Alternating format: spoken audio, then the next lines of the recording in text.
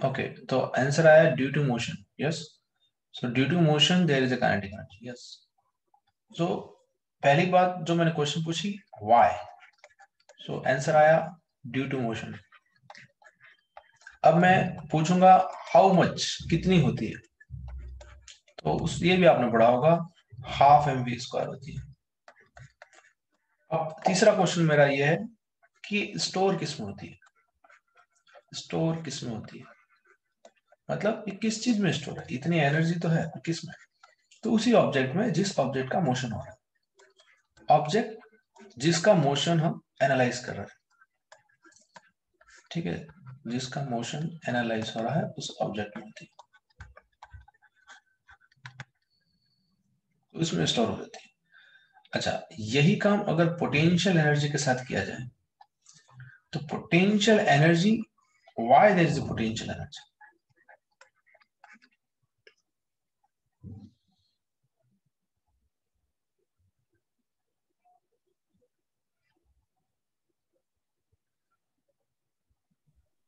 Potential energy क्यों होती है,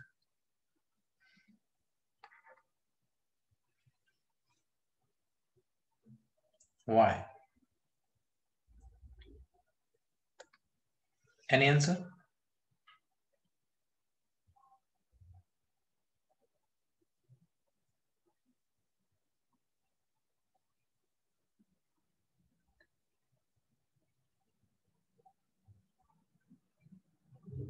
चैट बॉक्स में भी आप आंसर, अच्छा एक आंसर आया तो दो तीन answer, due to position of object, due to virtue of its position. Okay, तो इस डेफिनेशन को मैं थोड़ा सा करेक्ट करता हूँ, ठीक है. पोटेंशियल एनर्जी की जो डेफिनेशन आपको पता है, सही है, कोई दिक्कत नहीं है, पर लोअर क्लासेस के लिए वो ज्यादा सही है. अभी इस के लिए हमें थोड़ा सा उसको करेक्ट करना पड़ेगा. तो क्या करेक्शन की रिक्वायरमेंट है, ये होता है due to stress developed, stress developed object में, due to stress developed in the system, ऐसे कह सकते हैं, सिस्टम में स्ट्रेस डेवलप हो जाती है. और ऑब्वियसली स्ट्रेस डेवलप होती है, मतलब आप ये कह सकते हो कि स्पेस में उसका पोजीशन भी चेंज होती होगी, है ना, एक प्रकार की एनर्जी क्रिएट हो जाती है. स्ट्रेस डेवलप होने का मतलब है there is a creation of energy, उसको मैं लिंक करके भी बताऊंगा. Creation of energy, energy create होती है, और ये जो एनर्जी क्रिएट हुई, ये एनर्जी ऐसी होती है जो वापस किसी फॉर्म में रिकवर की जा सकती है, ये एनर्जी किसी और फॉर्म में रिकवर की जा सकती है. तो this created energy is recoverable form में होती है, रिकवरेबल फॉर्म में होती है, मतलब ये एनर्जी जो स्ट्रेस के कारण डेवलप होती है, तो एनर्जी क्रिएट होती है, और ये रिकवरेबल फॉर्म में होती है, ये किसी और फॉर्म में जा सकती है, it can go into other form like kinetic also recoverable होती है. इट कैन कन्वर्ट इटसेल्फ, मतलब it has got potential to get converted, it can convert itself in some other form, मतलब it has got potential and that's why it is known as potential energy. It has potential to do something, मतलब ऐसी नहीं है कि वो energy आई, stress के कारण develop हुई और वो ऐसी वैसी पड़ी रहेगी, नहीं, ये रिकवरेबल फॉर्म में होती है, इसको आप रिकवर कर सकते हो. It has potential to do work and that's why it is known as potential energy. तो ये डेफिनेशन थोड़ी सी अजीब लगी होगी, पर मैं इसका एग्जांपल के तौर पर बताता हूँ. That's why known as potential. Why का मतलब समझ में आ गया. अब हाउ मच देखते हैं, हाउ मच कितना, तो चलो इसका मैं पूरा समझाऊंगा वैसे आपको. हाउ मच की बात करें तो इसकी कोई वैल्यू फिक्स नहीं होती, नॉट ए फिक्स वैल्यू, ये सबके लिए अलग होती है. अगर आप स्प्रिंग की बात करो तो उसमें अलग एनर्जी स्टोर हो जाएगी, पोटेंशियल एनर्जी स्ट्रेस के डेवलप के कारण. अब कैसे स्ट्रेस डेवलप हो, फॉर एग्जाम्पल अगर जैसे आपने ये देखा हो, ये धनुष है, धनुष कैसे बनाऊंगा, ऐसे धनुष बाण, बो एरो, ये बो है, दिस इज व्हाट बो, and here is the arrow. ये है ऐसे एरो, और कोई आदमी इसको खींच रहा है, इसको खींच रहा है ना, खींच रहा है, खींचेगा तो ऑब्वियसली ये जो धागा है वो ऐसे आ जाएगा इसका एरो का, तो ये पीछे की तरफ उसको खींच रहा है। तो इस आदमी ने क्या किया, इस आदमी ने अपनी मसल्स की जो एनर्जी थी, इस आदमी के पास मसल्स की एनर्जी थी, और इस मसल की एनर्जी से इस बो और ये एरो है, मतलब ये तीर है, तीर कमान एरो, उसकी शेप को चेंज किया, शेप को चेंज किया, तो स्ट्रेस डेवलप हुई सिस्टम में। कौन से सिस्टम में, ये बो एरो वाले में, इसमें स्ट्रेस डेवलप क्यों, क्योंकि ये ऐसे कैसे पड़ा था वो, मतलब ये जो धनुष था उसको कोई दिक्कत नहीं थी, उसको जमाने में कोई दिक्कत नहीं थी, वो बैठा हुआ था आराम, लेकिन कोई आकर इसको खींच देता है ऐसे, इसके धागे को खींच देता है, तो ऑब्वियसली इसमें स्ट्रेस डेवलप होगी, और स्ट्रेस डेवलप होंगी, तो स्ट्रेस डेवलप होती है तो एनर्जी क्रिएट होती है। कैसे, फॉर एग्जाम्पल स्ट्रेस का मतलब होता है तनाव, स्ट्रेस का मतलब होता है तनाव, तो जब जब भी तनाव होता है हमारे अंदर भी एनर्जी क्रिएट होती है, हालांकि वो नेगेटिव एनर्जी होती है, नेगेटिव एनर्जी क्रिएट होती है। तो अगर आप खुद से भी लिंक करके देखो तो चीजें समझ में आती है कि जब भी तनाव होगा, स्ट्रेस होगा किसी को, तो एनर्जी स्टोर हो जाती है, एनर्जी क्रिएट हो जाती है, और वो एनर्जी उस आदमी के दिमाग में ही रहती है, नेगेटिव एनर्जी उस आदमी के दिमाग में रहती है। वैसे ही माइंड माइंड में है ना, माइंड माइंड में रहती है, तो वैसे ही यहाँ पे ये जो एनर्जी स्टोर हुई है वो कहाँ रहेगी, तो ऑब्वियसली वो इस बो में आ जाएगी, एनर्जी स्टोर हो जाएगी। और कैसे आ जाएगी, आप पता कैसे करोगे आ जाएगी, वो पता ऐसे पड़ेगा कि जैसे ही आप इसको धागे को छोड़ दोगे, ये एरो जो है वो काइनेटिक एनर्जी गेन कर लेगा। इसका मतलब है कि ये एनर्जी क्रिएट हुई थी वो रिकवरेबल फॉर्म में थी, जैसे ही हमने यहां से इस तीर को छोड़ा तो तीर आगे बढ़ गया, तो इसका मतलब जो इसकी पोटेंशियल एनर्जी, किसकी, इस धनुष की पोटेंशियल एनर्जी जो थी वो रिकवर हो गई as a kinetic energy of this arrow, of this arrow kinetic energy में कन्वर्ट हो गई। इसका मतलब ये रिकवरेबल फॉर्म में एनर्जी। अच्छा, तो इस एनर्जी को आप रिकवर कर सकते हो। बात ये आती है कितनी होती है, तो फिक्स वैल्यू नहीं है उसकी, that you can not say that that is a fix value, सबके अलग होती है। जैसे स्प्रिंग की बात करें, if you talk about spring, तो स्प्रिंग अभी ऐसे पड़ी हुई है, इसको स्प्रिंग को दुनिया से कुछ मतलब नहीं है, ये अपनी नेचुरल लेंथ में स्प्रिंग है, तो इसके पास कुछ एनर्जी एसच है नहीं। मानना है तो मान लो कि अभी मान लो नेचुरल लेंथ में है, तब भी एनर्जी इसकी है मान लो 5 जूल, ऐसे मान लेते हैं स्प्रिंग की 5 जूल एनर्जी, पर ये एनर्जी रिकवरेबल फॉर्म में नहीं है ना, it is not in recoverable form. Spring की एनर्जी मान रहा हूँ मैं 5 जूल, कि अगर स्प्रिंग नेचुरल लेंथ में तब भी 5 जूल एनर्जी है, पर नॉट ए रिकवरेबल फॉर्म, ये किसी इस ऑब्जेक्ट पे काम नहीं कर सकता। तो आप क्या करो, तो करना ये है आपको, या तो इस ब्लॉक को खींचो या इस ब्लॉक को दबाओ। तो जैसे ही आपने इस ब्लॉक को दबाया, मान फॉर एग्जाम्पल यहां तक दबाया, तो क्या हुई, स्प्रिंग कंप्रेस होगी, स्ट्रेस डेवलप होगी, मतलब अपनी नेचुरल क्या कहते हैं पोजीशन से अगर आप थोड़ा सा इधर उधर चेंज करोगे तो उसमें तनाव डेवलप होगा, स्ट्रेस डेवलप होगी। जैसे आदमी खाली बैठा हुआ है और उसको बहुत सारा लोड दे दोगे, आप ये करो वो करो, तो स्ट्रेस अपने आप डेवलप हो जाती है। तो ये चुपचाप बैठी हुई स्प्रिंग है, उसको आपने दबा दिया, उस पर आगे की फोर्स लगा दिया, इसको दबा दिया, तो इसमें स्ट्रेस डेवलप हो जाएगी इसके शेप के चेंज के कारण। तो ये जो स्ट्रेस डेवलप हुई है due to change in shape, due to change in shape, अब उसके कारण इसमें एनर्जी क्रिएट हो गई है, it has created some energy, इसमें एनर्जी क्रिएट हो गई है। और ये जो एनर्जी है वो आपको पता है हाफ के एक्स स्क्वायर होती है, वो अगर एक्स डिस्प्लेसमेंट है तो you all very know well that ये जो वर्क होता है फोर्स, एक्सटर्नल फोर्स, वो हाफ के एक्स स्क्वायर, यहाँ से यहाँ अगर एक्स है तो ये सबको पता है कि कितनी एनर्जी क्रिएट होती है। अब ये एनर्जी क्रिएट हुई, और जैसे ही ये एनर्जी रिकवरेबल फॉर्म में है, जैसे इस ब्लॉक के यहाँ से छोड़ दिया जाएगा, मतलब स्प्रिंग को यहाँ से छोड़ दिया जाएगा, ये ब्लॉक की काइनेटिक एनर्जी में कन्वर्ट हो जाएगी। जैसे ही आपने इस ब्लॉक को छोड़ दिया, इसके पास एक वेलोसिटी आ जाएगी, तो इसका मतलब है कि energy is recoverable form, and that's why it has got some potential and known as potential energy. That's why it is known as potential energy. पर इसका वैल्यू फिक्स नहीं है। देखो यहाँ स्प्रिंग के केस में ये हाफ के एक्स स्क्वायर, यहाँ बो एरो के केस में हो सकता है कुछ और value, there is not necessary कि ये भी हाफ एक्स स्क्वायर, ये कुछ और वैल्यू हो सकती है, it can be anything, it can any other value. अच्छा, अभी तीसरा क्वेश्चन बाकी रह गया, व्हाई हाउ मच। तो हाउ मच का वैल्यू आ गया नॉट ए फिक्स वैल्यू। और तीसरा बात ये है कि स्टोर किस में होती है, ये एनर्जी किस में स्टोर होती है। यहाँ पे पोटेंशियल एनर्जी को समझना बहुत जरूरी है कि पोटेंशियल एनर्जी स्टोर किस में होती है। तो बेसिकली पोटेंशियल एनर्जी स्टोर किसी ऑब्जेक्ट में नहीं होती है। हालांकि इस वाले केस में अगर आप स्प्रिंग में कह दोगे तो कुछ गलत नहीं है कि सर यहाँ पोटेंशियल एनर्जी स्प्रिंग में स्टोर हुई, ठीक है, यहाँ पे स्प्रिंग में स्टोर हुई, कह सकते हो। पर अभी मैं एक चीज और बताऊंगा जिससे आपको पता पड़ेगा कि हमेशा उस ऑब्जेक्ट में स्टोर हो ऐसा जरूरी नहीं है। पोटेंशियल एनर्जी, पोटेंशियल एनर्जी कहीं और भी स्टोर होती है और वास्तव में वही स्टोर होती है।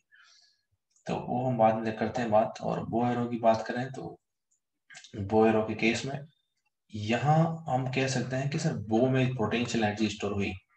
बो में मतलब ये जो बाण है, धनुष जो है, उसमें पोटेंशियल एनर्जी स्टोर हुई, वी कैन से दैट, हम ऐसा कह सकते हैं। चलिए ठीक है, पर देयर आर एग्जांपल्स जिसमें आपको पता करना बड़ा कठिन होगा कि पोटेंशियल एनर्जी आखिर में स्टोर कहां से हुई। आपको सिखा दिया जाता है इसमें स्टोर हुई, पर अगर उसको देखें ध्यान से तो उसमें बहुत सारी चीजें निकल के आती है। तो देखते हैं क्या एग्जाम्पल है। जैसे फॉर एग्जाम्पल यहाँ पे ग्राउंड है, मैं भी चैप्टर शुरू नहीं कर रहा हूँ, मैं जस्ट आपको एनर्जी के बारे में थोड़ी सी जानकारी दे रहा हूँ। एनर्जी क्या होती है, किस तरह से, ये सब पढ़ा हुआ आपका। ये मास है और ये ग्राउंड। ऑब्वियसली कोई फोर्स उस पर एफ लगाया गया, मान लो किसी आदमी ने लगाया, यहाँ से यहाँ खड़ा हुआ कोई आदमी है, इस आदमी ने इस ब्लॉक को उठाने की कोशिश की ऊपर की तरफ, और थोड़ी देर बाद इस ब्लॉक को उठा करके यहाँ रख दिया ऐसे ऊपर, एच हाइट पे ले गया, ठीक है। तो यहाँ नीचे एम जी लगता है, ऊपर एफ लग रहा है उस पर, वो सारी बातें क्लियर है। Those all things are clear to us. Block के साथ साथ आदमी बड़ा हो गया ऐसा नहीं, थोड़ा आदमी ब्लॉक को ऊपर उठा के ले गया या नीचे से ऊपर उठा लिया उसने। आपसे अगर पूछा जाए कि what is the potential energy of this block, तो क्या आंसर होगा?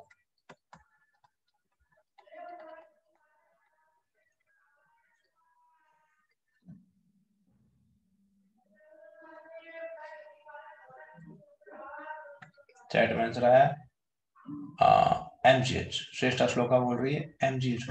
ओके, वैसे ऐसा हमको लोअर क्लास में सिखा देता है, दिखाया जाता है कि potential energy of the block is mgh। पर ये स्टेटमेंट 11th क्लास के लिए सही नहीं है। बेसिकली ये जो एनर्जी है, चलो ये टिफिन बर्तन बाहर हो गए ये चली जाती है।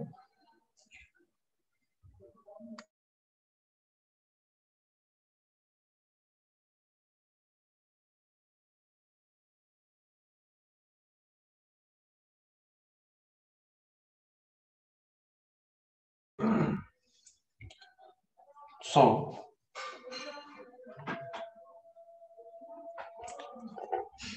Potential energy of the block कहना, mgh कहना, ये थोड़ी लोअर क्लासेस जब आप 9th-10th में होते हो तो सही है।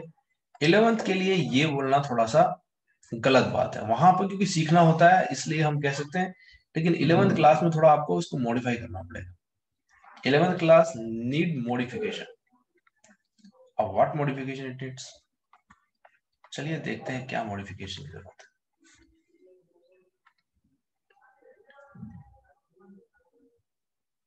जो 1 मिनट, मतलब दक्ष पवार क्या लिख रहे हो? अगर आपको मैसेज करना है तो मुझे करिए, बाकी एक दूसरे से बात मत करिए। ओके, सो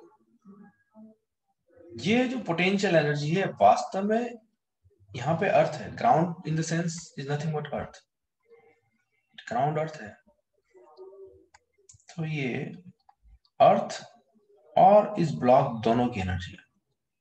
ये potential energy of the system है। पोटेंशियल एनर्जी सिस्टम की ही होती है, किसी एक अकेले की जागीरदारी या जायदाद नहीं होती है, सिस्टम की होती है। और सिस्टम अगर है इसका मतलब है एक से ज्यादा चीजें, एक से ज्यादा चीजें। जैसे काइनेटिक एनर्जी सिंगल ऑब्जेक्ट के लिए डिफाइंड है। काइनेटिक एनर्जी डिफाइंड किसके लिए? काइनेटिक एनर्जी डिफाइंड है for single object, defined for a single object. और पोटेंशियल एनर्जी सिंगल ऑब्जेक्ट के लिए डिफाइंड ही नहीं, उसमें हमेशा दो चीजें होनी चाहिए। Potential energy is defined for two और मोर ऑब्जेक्ट्स। एक या एक से ज्यादा ऑब्जेक्ट के लिए पोटेंशियल एनर्जी डिफाइंड है। अच्छा, इसका मतलब पोटेंशियल एनर्जी ऑफ सिस्टम लिखा जाएगा, और सिस्टम में दो चीजें हैं, एक तो है एम ब्लॉक और अर्थ। तो ये जो एनर्जी है एम जी एच, जो आपने कहा पोटेंशियल एनर्जी की डेफिनेशन समझ में आ गई कि यहाँ आपने देखो अर्थ और ब्लॉक का कोई सिस्टम था, इसकी इनिशियल शेप ये थी, आपने इसकी शेप में परिवर्तन किया तो स्ट्रेस डेवलप हुई सिस्टम के अंदर। स्ट्रेस डेवलप हुई तो एक एनर्जी क्रिएट हो जाएगी, और एनर्जी क्रिएट हुई, वो एनर्जी क्रिएट हुई एमजीएच। तो उसको नाम दे दिया गया पोटेंशियल एनर्जी की definition. What is potential energy, why potential energy, तो वो पता है, हाउ मच तो एमजीएच। और तीसरी बात ये है कि स्टोर कहाँ होती है ना। तो ये समझ में आ गया कि पोटेंशियल जो सिस्टम है एमजीएच, और सिस्टम में दो चीजें हैं हमारे पास, एक तो है ब्लॉक और दूसरा है अर्थ। तो इन दोनों का मिला करके, हालांकि हम बोल देते हैं कि potential energy of the block, तो कहना गलत नहीं है वैसे, क्योंकि हमको सिखाया ये गया तो बोलना तो यही पड़ेगा।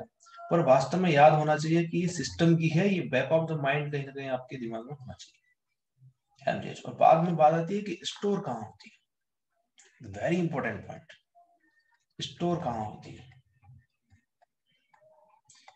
ये पोटेंशियल एनर्जी कहाँ स्टोर होती है,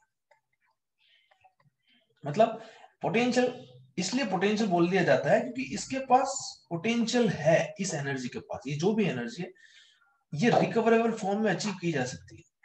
कैसे रिकवरेबल फॉर्म में अचीव की जा सकती है? जैसे इसको यहां से रिलीज कर दिया जाएगा, इस ब्लॉक के पास काइनेटिक एनर्जी आ जाएगी। इसका मतलब है कि ये एनर्जी जो सिस्टम में स्टोर हुई है वो किसी न किसी फॉर्म में जा सकती है।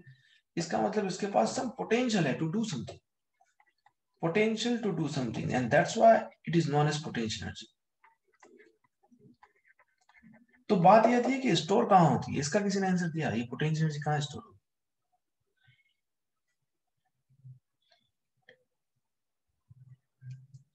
है? Any other answer? कोई आंसर है आपके पास? मेरी आवाज आ रही है आपको?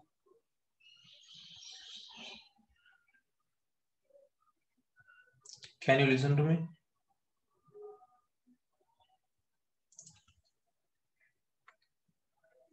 इन the system? No, not in the system. Potential energy यहाँ जो, देखो यहाँ पोटेंशियल एनर्जी में सबसे समझने वाली बात है, ये मतलब इन दोनों सिस्टम की है, ये बात समझ में आ गई कि ये है ब्लॉक और अर्थ सिस्टम की है। पर ये स्टोर ना तो ब्लॉक में होती है, ना ही स्टोर ये इस अर्थ में होती है। ये इसके बीच में जो ग्रेविटी है ना, ग्रेविटी, ये ग्रेविटी में स्टोर होती है। इसके बीच में ग्रेविटी, चारों तरफ ग्रेविटी तो चारों तरफ, तो ये ग्रेविटी में स्टोर होती है। मतलब, और वास्तव में यही पोटेंशियल एनर्जी का रीजन है जिसमें पोटेंशियल एनर्जी स्टोर होती है। तो it is stored in the force creating mechanism, it is stored in the force creating mechanism,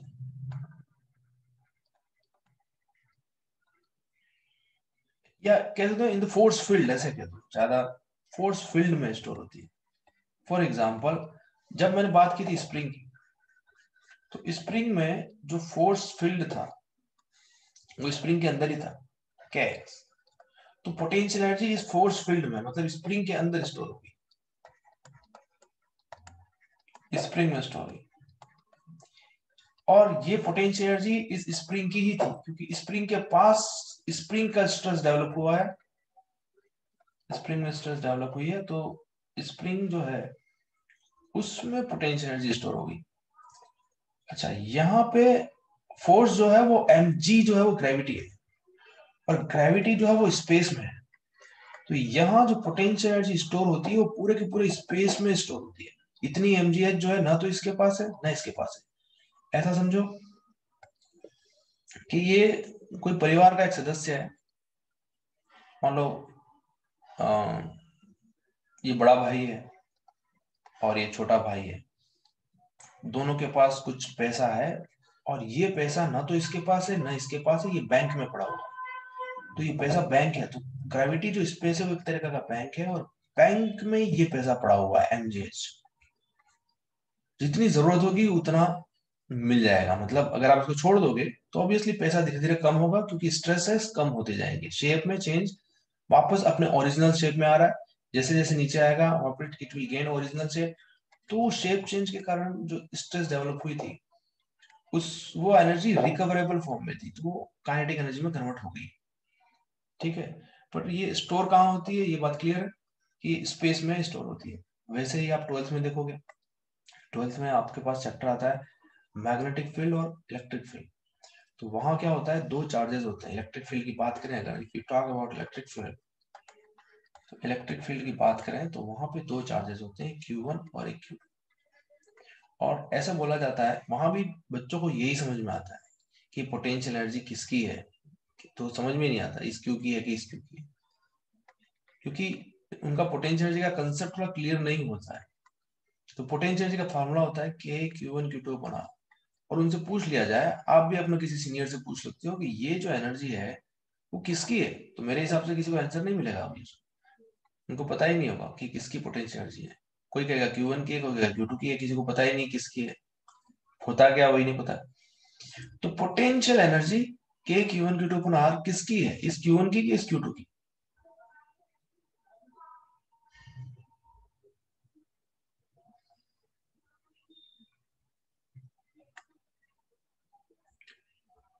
नहीं, Q1 Q2 दोनों की है। ये दोनों की है, मतलब इलेक्ट्रिक फील्ड की बात कर रहे हैं, इसमें अभी ग्रेविटी नहीं है, चार्जेस है।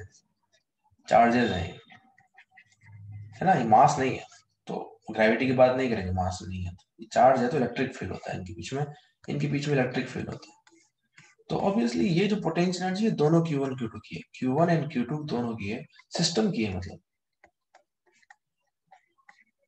मतलब सिस्टम की है। पोटेंशियल एनर्जी होने के लिए एक से ज्यादा चीजों की जरूरत है, उसके बिना पोटेंशियल, अगर सिंगल ऑब्जेक्ट होता है ना, सिंगल ऑब्जेक्ट, तो आप खाली क्या डिफाइन कर सकते हो सिंगल ऑब्जेक्ट के लिए, क्या डिफाइन, दुनिया में अकेला आदमी उसके लिए क्या define, kinetic energy, that's it. एक से ज्यादा होंगे, जैसे ये ब्लॉक आ गया, अर्थ आ गई, ग्राउंड आ गया, तो एक से ज्यादा हो गए, है ना। अगर ग्राउंड के रेस्पेक्ट में अगर इसकी पोजीशन को चेंज देख रहे हो तो स्ट्रेस डेवलप हो रही है, कॉन्फ़िगरेशन चेंज हो रहा है। सो कॉन्फ़िगरेशन चेंज होने के कारण एक एनर्जी क्रिएट होगी। तो ये सारी बातें हैं। तो अगर ग्राउंड के रेस्पेक्ट में इसका कुछ इधर उधर हो रहा है लेना देना, तो इसमें एक पोटेंशियल एनर्जी और आ जाएगी। तो काइनेटिक तो हो भी सकती है, मतलब आप इसको चला भी रहे हो ऐसे ऊपर की तरफ, और तो उसके पास वेलोसिटी भी हो सकती है और पोटेंशियल एनर्जी भी आ सकती है। तो पोटेंशियल एनर्जी डिफाइन है एक से ज्यादा ऑब्जेक्ट की बात जब एक साथ करते हैं, एक से ज्यादा ऑब्जेक्ट की बात जब करते हैं तो पोटेंशियल डिफाइन है। तो यहाँ पे Q1 Q2 दोनों की है। और ये स्टोर कहाँ होती है, तो स्टोर होती है इस इलेक्ट्रिक फील्ड में, इसका जो फील्ड है उसमें स्टोर होती है। ये क्वेश्चन आप ट्वेल्थ के किसी बच्चे से पूछोगे तो उनको भी क्लियर नहीं होगा कि स्टोर कहाँ होती है। वो समझते हैं कि इसमें होती है या इसमें होती है, या जैसा अभी तक आप समझ रहे थे वैसा ही वो समझते हैं, पर ऐसा है नहीं। ये स्टोर कहाँ होती है, तो इसके फील्ड में, इनके बीच में फील्ड है बहुत भयंकर वाला, इलेक्ट्रिक फील्ड जिसको बोलते हैं। तो store in the electric field. इसी तरह से हमारे पास मैग्नेट होते हैं, तो मैग्नेट में मैग्नेटिक फील्ड होता है। तो एनर्जी जो होती है वो मैग्नेटिक फील्ड में स्टोर होती है। मैग्नेट है, वहां दो मैग्नेट है, एक मैग्नेट M1 दूसरा मैग्नेट M2, और इनके बीच में एनर्जी स्टोर होती है, मैग्नेटिक एनर्जी जिसको बोलते हैं। तो वो भी पोटेंशियल एनर्जी होती है, मैग्नेटिक पोटेंशियल एनर्जी, है ना, उसको बोला जाता है। और तो ये भी ट्वेल्थ का ही चैप्टर है, और शुरुआत यहीं से होती है स्प्रिंग वगैरह से। और ये पोटेंशियल एनर्जी का कंसेप्ट आपको ट्वेल्थ लास्ट तक जाएगा। इलेक्ट्रिक, इसको इलेक्ट्रिक फील्ड में स्टोर होती है, तो इस पोटेंशियल एनर्जी का दूसरा नाम दे दिया जाता है, इस पोटेंशियल एनर्जी का नाम दिया जाता है electric potential energy.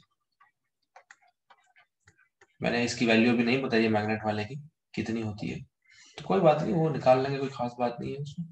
Electric potential energy, अभी हमें उससे लेना देना नहीं है तो क्यों निकालें, जस्ट फॉर आपके थिंकिंग प्रोसेस के लिए मैंने ये चीजें बता दी। अच्छा, तो ये चीजें कुछ क्लियर हुई हमको। अभी बात ये आती है कि एनर्जी पहले क्यों बताई मैंने। एनर्जी वैसे बाद में बताई जाती है और बाद पहले वर्क बताया जाता है, पर मैंने पहले एनर्जी शुरू किया क्योंकि एनर्जी ही है जो सब कुछ करने वाली है। सारा काम एनर्जी के लिए हो रहा है ना, all the work is for energy, तो एनर्जी मुझे लगा के पहले बतानी चाहिए। अच्छा, एनर्जी, दो तरीके की एनर्जी हमने बात की, काइनेटिक एनर्जी और एक बात की पोटेंशियल एनर्जी।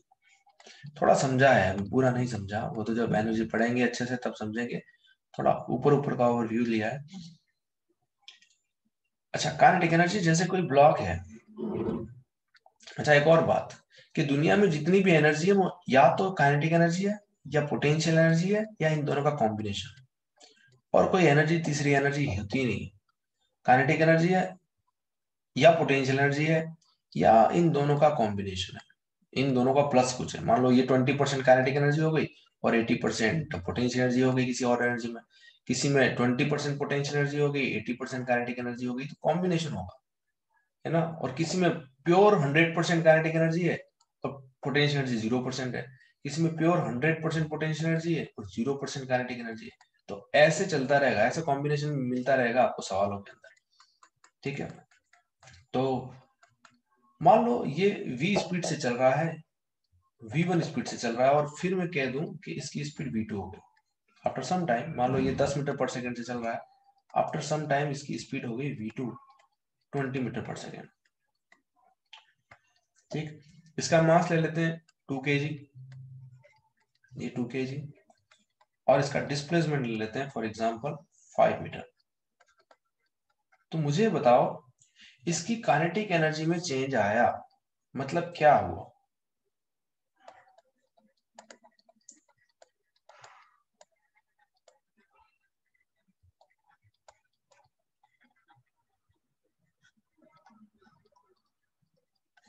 मतलब क्या हुआ,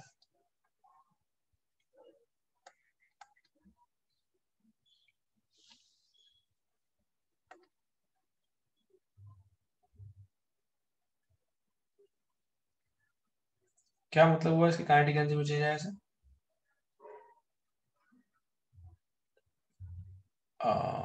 पोटेंशियल एनर्जी इज रिकवर्ड, नहीं, एक्चुअली यहाँ पे सिंगल ऑब्जेक्ट है, तो सिंगल ऑब्जेक्ट के केस में हम पोटेंशियल एनर्जी की बात ही नहीं कर रहे हैं, हम we are only seeing for kinetic energy. हम खाली काइनेटिक एनर्जी की बात कर रहे हैं फॉर सिंगल ऑब्जेक्ट। हम खाली इस ब्लॉक ब्लॉक की बात कर रहे हैं, अर्थ और ब्लॉक का आपस में कॉम्बिनेशन नहीं देख रहे हैं, तो पोटेंशियल एनर्जी नहीं, हम खाली इसकी काइनेटिक एनर्जी की बात कर रहे हैं। मान लो कि दुनिया में एक अकेला ब्लॉक है, उसी को हमको देखना है, उसी के बारे में बात करनी है, तो खाली kinetic energy, motion occurs, okay. देखो, काइनेटिक एनर्जी में चेंज आया, सबसे पहली बात तो ये कि काइनेटिक एनर्जी क्यों है, सबसे पहली बात कि why does kinetic energy come, kinetic energy क्यों आई। ऑब्वियसली काइनेटिक एनर्जी चेंज आई, काइनेटिक एनर्जी आई, किसी ने इसको धक्का लगाया होगा, फोर्स लगा होगा। और मान लो अगर धक्का लगा के छोड़ देता तो क्या होता, और मान लो यहाँ फ्रिक्शन नहीं है, नो फ्रिक्शन, यहाँ पे फ्रिक्शन नहीं है, खाली धक्का लगा करके मैं इस ब्लॉक को छोड़ दूं, तो ये ब्लॉक में एक वेलोसिटी जनरेट हो जाएगी और ब्लॉक हमेशा उसी वेलोसिटी से चलेगा। मान लो वेलोसिटी जनरेट होगी 10 मीटर पर सेकंड मेरे धक्के लगाने से, और धक्का लगा करके मैंने छोड़ दिया, और कोई फ्रिक्शन भी नहीं है, मतलब इस, और एयर रेजिस्टेंस भी नहीं, कुछ भी नहीं, कोई फोर्स नहीं है इस धक्के के अलावा। धक्का तो एक समय, एक मोमेंट के लिए लगा है, फॉर ए सिंगल मोमेंट, एक सिंगल मोमेंट के लिए मैंने धक्का लगाया और छोड़ दिया, और बाद में कोई और फोर्स नहीं है, किसी दुनिया में किसी की ताकत नहीं है कि इसको रोक सके, एयर रेजिस्टेंस भी नहीं है, फ्रिक्शन नहीं है, जो भी आपको लगता हो कि जो उसको रोकने के काबिल है, मतलब हवा का झोंका भी इसको रोक सकता है, फ्रिक्शन ग्राउंड के बीच में वो भी रोक सकता है, पर ऐसा कोई फोर्स नहीं है जो इसको रोक पाए। तो इसने एक वेलोसिटी अचीव कर ली है 10 मीटर पर सेकंड मेरे धक्के के कारण, तो वो उसी वेलोसिटी से चलता जाएगा, क्योंकि अब ना तो कोई फोर्स है रेस्पॉन्सिबल जो कि इसकी वेलोसिटी को बढ़ा रहा है, और न ही कोई फोर्स है रेस्पॉन्सिबल जो कि इसकी वेलोसिटी को घटा रहा है। तो ये ऐसे ही चलता जाएगा, इसकी काइनेटिक एनर्जी में चेंज नहीं आएगा। No change in kinetic energy, no change in kinetic energy of block. Block की काइनेटिक एनर्जी में कोई चेंज नहीं आएगा, वो उतना ही रहेगा। लेकिन अगर मैं कहूं कि v1 10 मीटर पर सेकंड था और v2 20 मीटर पर सेकंड था, इसका मतलब यह है कि यहाँ पे धक्के के अलावा कोई और फोर्स है जो कि इसकी वेलोसिटी को बढ़ा रहा है। बोलो, बात समझ में आती है? धक्का तो एक क्षण भर का था, लेकिन उसके अलावा there is a force which is acting over this block, which is constantly acting, यहां से लेकर के यहां तक लगातार एक्ट करता रहा है, और तभी इसकी वेलोसिटी में लगातार चेंज आता रहा है।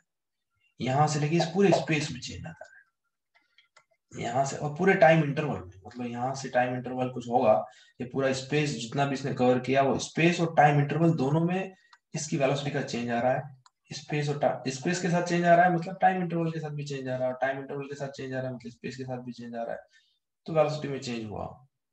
और वेलोसिटी मान लो ये टाइम इंटरवल है, मान लो 2 सेकंड का, ये मान लेते 5 सेकंड का, फॉर एग्जांपल 5 सेकंड में इतना चेंज हुआ। तो आप कह सकते हो कि इसका जो एक्सेलरेशन होगा वो होगा v2 minus v1 upon time. तो कितना हो जाएगा ये 20 minus 10 divided by 5 which is nothing but 10 by 5, that is 2 metre per second square.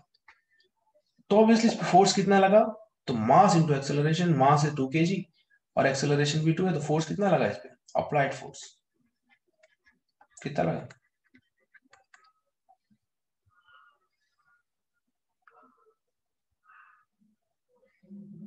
कितना फोर्स लागो,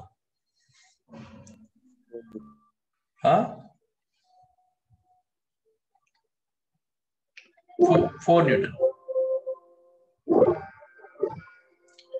सो 4 न्यूटन का फोर्स लगा, मास इंटू एक्सेलरेशन कर दोगे तो 2 into 2 which is nothing but 4 Newton. तो इसका मतलब ये फोर्स जो है वो फोर्स निकलता है F is equal to m से, जो कि कॉन्स्टेंटली अप्लाई किया गया है। धक्के का वैल्यू नहीं पता पड़ेगा आपको। धक्के का वैल्यू पढ़ने के लिए आपको एक इम्पल्स नाम की जरूरत होती है, वो पढ़नी पड़ती है, तब धक्का कितना लगा वो निकाल पाओगे। हमें धक्के का मतलब नहीं है हमको, क्योंकि धक्का लगने से तो खाली काइनेटिक एनर्जी आई थी, और अगर आती तो उतनी ही रहती, पर चेंज हुई है। तो काइनेटिक एनर्जी जब जब भी चेंज होगी, किसी सिंगल ऑब्जेक्ट की बात कर रहे हैं उसमें, इसका मतलब उस पर कोई ना कोई फोर्स लगा है, कॉन्स्टेंटली फोर्स लगा है। सिंगल ऑब्जेक्ट की बात करोगे और काइनेटिक एनर्जी में चेंज आया, मतलब ये है कि उस पर कोई सिंगल ऑब्जेक्ट पे फोर्स अप्लाई हुआ है, और कॉन्स्टेंटली अप्लाई हुआ है। कांस्टेंट मतलब कंटिन्यूसली, ऐसे बोलो कांस्टेंटली से आप समझ जाओगे फोर्स कांस्टेंट है। फोर्स कांस्टेंट हो नहीं हो, हालांकि हमारे वाले केस में फोर्स का वैल्यू 4 न्यूटन कांस्टेंट आ गया, but it is not necessary कि द फोर्स जो लगे वो कांस्टेंट लगे, और कंटिन्यूस लगना जरूरी है। Force apply is continuously. ये कंटिन्यूस फोर्स एप्लीकेशन जो होगी, वो फोर्स कांस्टेंट हो सकता है, वेरिएबल हो सकता है, वेरिएबल भी हो सकता है, पर कंटिन्यूसली जो भी हो वो कंटिन्यूस अगर लगेगा तो काइनेटिक एनर्जी में चेंज आएगा। Is it clear?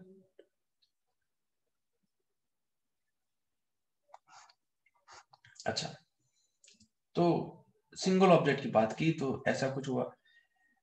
अच्छा, तो अगर काइनेटिक एनर्जी में चेंज आया, अगर मैं निकालूं कि काइनेटिक एनर्जी में चेंज कितना आया, अगर निकाल दिया कि काइनेटिक एनर्जी में चेंज आया कितना आया, तो बात की kinetic energy final minus kinetic energy initial, अगर आप करोगे तो कितना आएगा, हाफ एम एम कितना है इसका 2 kg, तो 2 हाफ एम वी स्क्वायर, 20 का square minus half m 10 square. बोलो ये कितना आता है कैलकुलेट करके, 2 two cancel, 2 two cancel, 400 minus 100 कितना हुआ ये, तो कितना आया भाई 300। सो 300 जूल काइनेटिक एनर्जी की यूनिट जूल है, तो जूल इतना चेंज आया। किसी ने निकाल के देखा कि सर ये काइनेटिक एनर्जी में चेंज आया 300 जूल। किसी ने यहां से वही चीज निकाल के देखी कि इसका डिस्टेंस 5 मीटर है, और 4 से कितना कितना लग रहा है, हालांकि 5 मीटर तो मैंने बोल दिया, ये 5 मीटर नहीं जाएगा, 5 सेकंड में 5 मीटर थोड़ी जाएगा। ये निकालना पड़ेगा कि अगर 5 सेकंड का टाइम लिया है तो कितना डिस्टेंस कवर करेगा। तो किसी ने डिस्टेंस कवर निकाला कि सर यहां से यहां तक का डिस्टेंस कवर निकाल लूं मैं एक बार, तो कहा गया भाई निकाल लो। तो उसने डिस्टेंस कवर निकाला,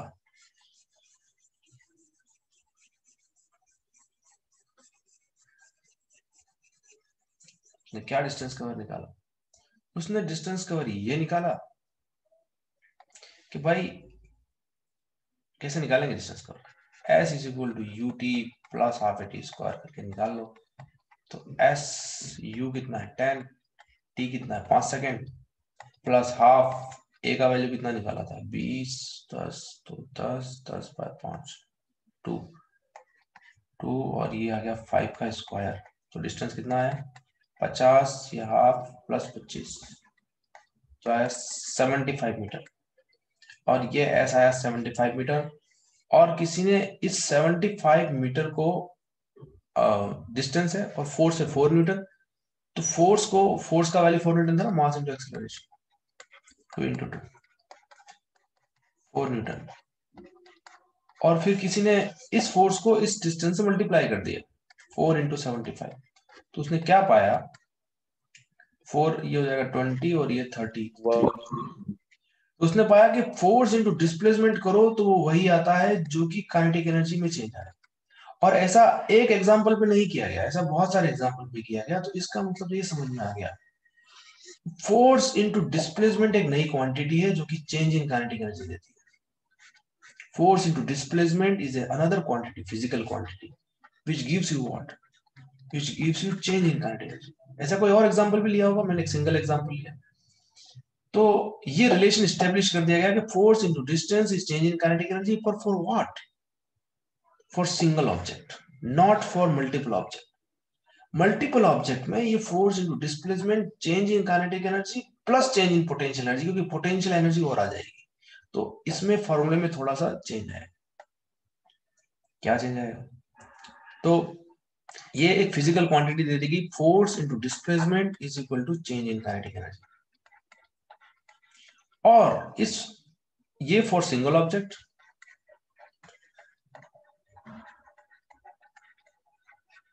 और इसको बोला गया kinetic energy final minus kinetic energy initial is equal to delta k force into displacement. तो ये जो फोर्स इनटू डिस्प्लेसमेंट एक क्वांटिटी है वो चेंज इन काइनेटिक एनर्जी के बराबर है। इस क्वांटिटी का नाम दिया गया वर्क। और फिर क्या बोला गया वर्क की डेफिनेशन, कि काइनेटिक एनर्जी फाइनल ज्यादा थी, मान लो फाइनल थी कितनी थी 300 400 और पहले कितनी थी 100।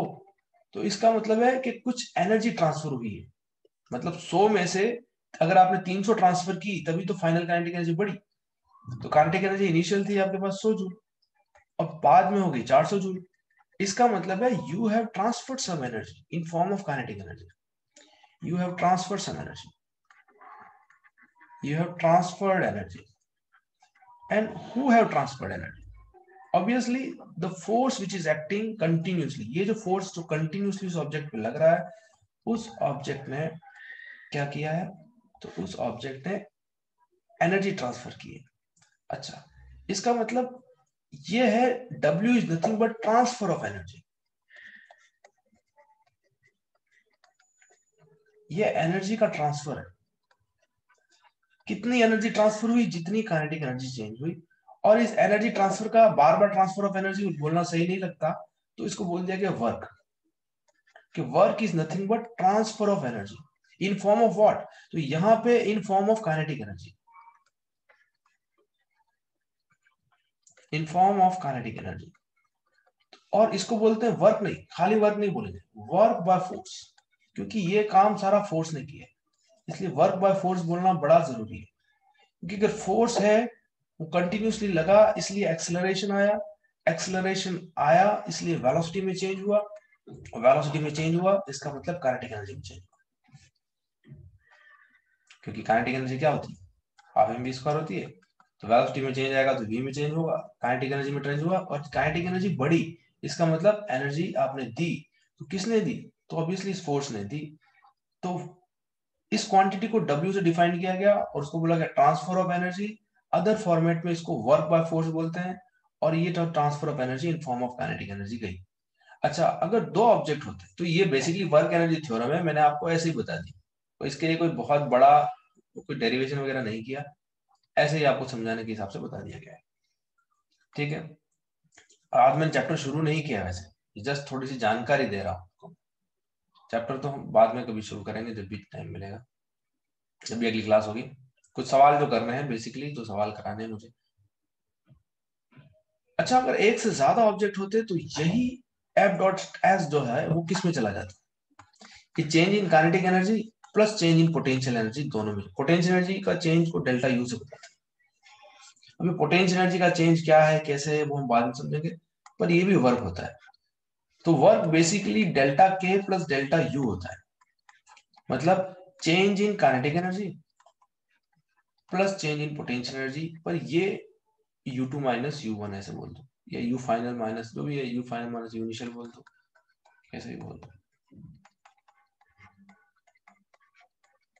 तो ये अगर एक से ज्यादा ऑब्जेक्ट है तो ऐसे डिफाइंड होगी सिस्टम में। अगर एक से ज्यादा ऑब्जेक्ट है मतलब पोटेंशियल एनर्जी भी है अब सिस्टम में, पोटेंशियल एनर्जी का इंटरेक्शन भी हो रहा है, तो जो वर्क होगा, work basically F dot S है, एफ डॉट एस वो इसके बराबर होगा, और सिंगल ऑब्जेक्ट के लिए खाली वर्क काइनेटिक एनर्जी के बराबर होगा। तो ये चीजें हमको याद रखनी है।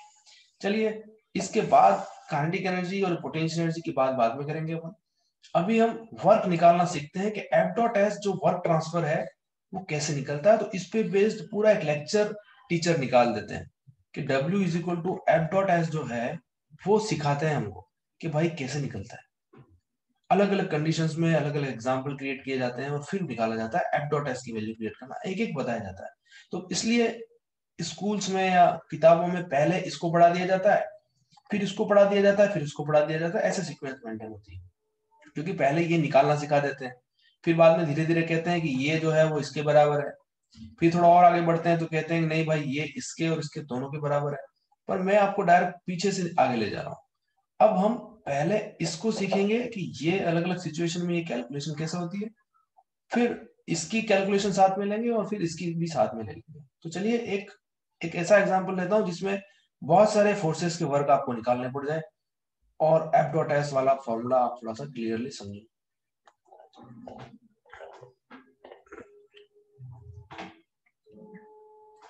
चलिए, तो एक एग्जांपल में ले रहा हूं कि ये यहां पे ऐसे एक इंक्लाइन प्लेन है,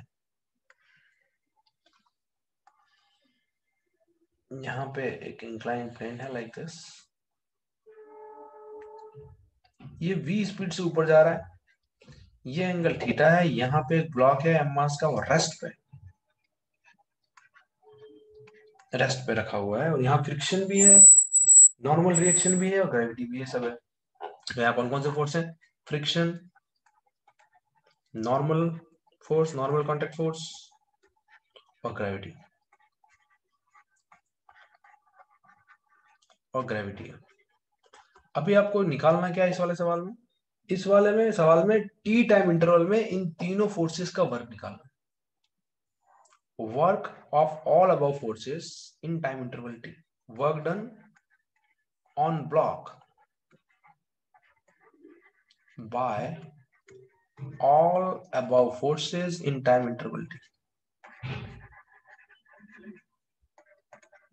बताओ, मैंने एक टाइम इंटरवल दे दिया और उसमें कितना वर्क होगा, वो आपको फ्रिक्शन का वर्क, नॉर्मल का वर्क और ग्रेविटी का वर्क निकालना है। फॉर्मूला आपको मैं बता देता हूं, फॉर्मूला ये है एफ डॉट एस, वर्क का फॉर्मूला ये है, दैट्स इट। ये तो तब है जब, अब यहां से नहीं बता सकते आपके सिंगल ऑब्जेक्ट है कि दो ऑब्जेक्ट है, ठीक है। यहां से तो आपको खाली वर्क कैलकुलेट करना है, बाद में जब एनर्जी थ्योरम लगाओगे तो आपको देखना पड़ेगा कि सिंगल ऑब्जेक्ट के लिए है तो डेल्टा के करना पड़ेगा, और दो ऑब्जेक्ट के लिए तो डेल्टा यू और ऐड करना पड़ेगा। चलिए वो बाद में करेंगे, पर पहले आपको ये वाली क्वांटिटी सीखनी है। तो इस वाली क्वांटिटी में भी दो चीजें हैं, अगर फोर्स कांस्टेंट होगा तो आपको ऐसे करना है, और अगर फोर्स कांस्टेंट नहीं होगा तो आपको इंटीग्रेशन करना होता है। वो भी हम अगली क्लास में देखेंगे क्यों इंटीग्रेशन करना होता है, पर ऐसे इंटीग्रेशन होता है। अगर फोर्स या एस दोनों में से कुछ कांस्टेंट नहीं होता तो वेरिएबल, मैंने दो बातें की थी ना, वेरिएबल भी हो सकता है, फोर्स कंटिन्यूसली अप्लाई होना चाहिए, ये फोर्स कंटिन्यूस होना चाहिए, पर अगर ये कांस्टेंट है तो इक्वेशन ऐसी लगेगी कांस्टेंट के केस में, और अगर ये वेरिएबल है तो इक्वेशन ऐसी लगेगी। इंटीग्रेशन वाली। क्या अभी हम इसी की बात कर रहे हैं क्योंकि ये सारे फोर्सेस कांस्टेंट है। फ्रिक्शन कांस्टेंट लिया हमने, value constant, normal contact force constant है, तो यहाँ तीनों ही फोर्सेस कांस्टेंट लिए मैंने, तो हम पहली इक्वेशन लगा सकते हैं।